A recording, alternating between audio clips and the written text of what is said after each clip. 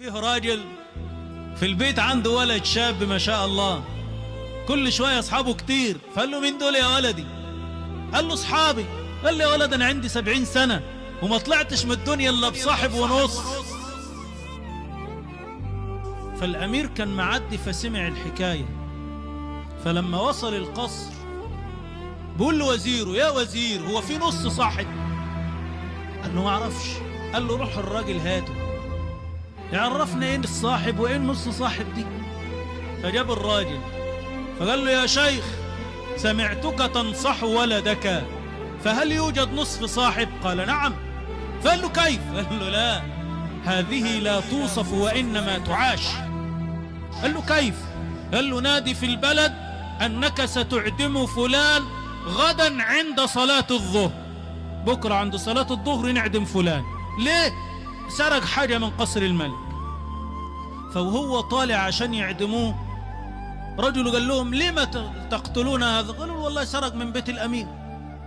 سرق كام؟ قالوا انت مالك؟ هل أدفعهم؟ قالوا له لا. طب خذوا نص مالي؟ لا. طب خذوا مالي كله؟ لا.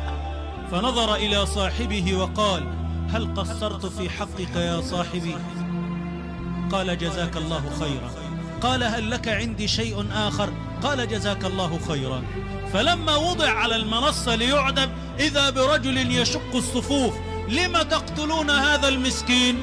قالوا سرق من بيت الأمير. قال أنا السارق. قالوا وجدناها في داره. قال أنا رميتها.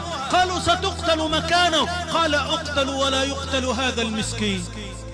فأشار العجوز أو الشيخ إلى الأمير فأوقف التنفيذ.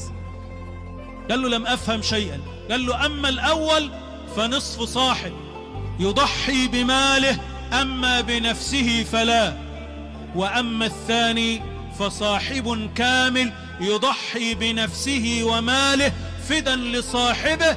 إن الصديق الحق من كان معك ومن يضر نفسه لينفعك.